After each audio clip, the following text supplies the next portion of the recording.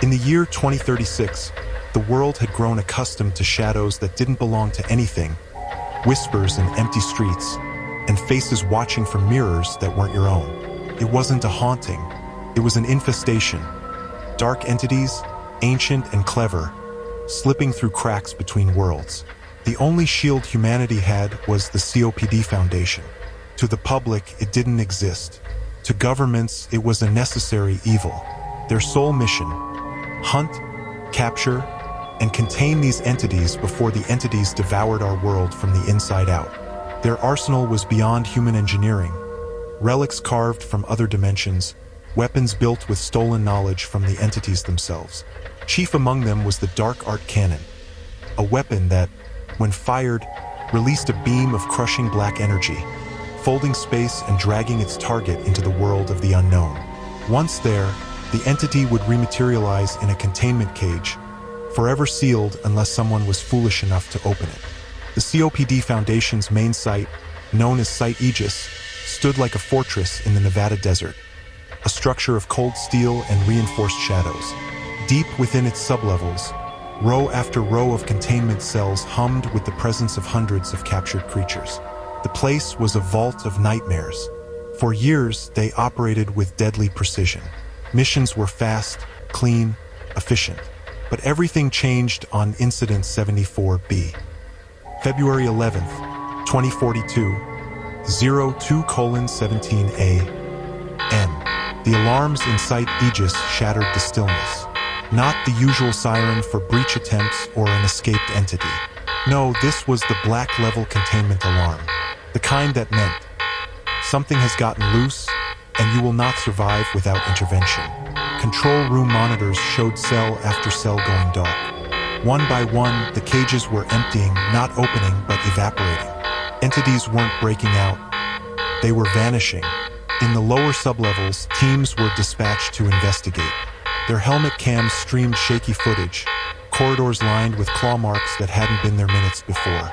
Lights flickered in unnatural patterns, like something was breathing through the power grid. Then came the first scream. It was raw and animal-like, echoing through the comms. A sound no human throat should make. When the camera feed tilted to the source, there was nothing but a shadow with eyes like burning coals, staring into the lens before it lunged. The screen went black.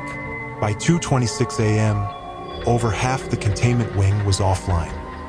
The Foundation made the call: deploy the dark art cannon. Dr. Helena Merrick, the weapons chief operator, took position in Containment Hall 3, a long chamber with reinforced steel walls and a direct line to the epicenter of the breaches. The air around her shimmered with a strange heat, and the sound of whispering voices in reverse bled through the concrete. At 2:28 a.m., a form stepped out of the darkness. Not an entity they had on record, not something they'd ever seen.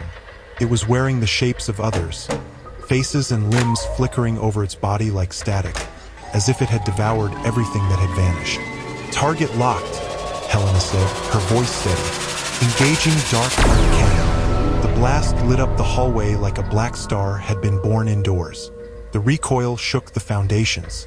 The entity screamed, a sound so deep it rattled teeth and made the human brain want to shut down. The beam struck, and instead of dragging it into the world of the unknown, the energy folded outward.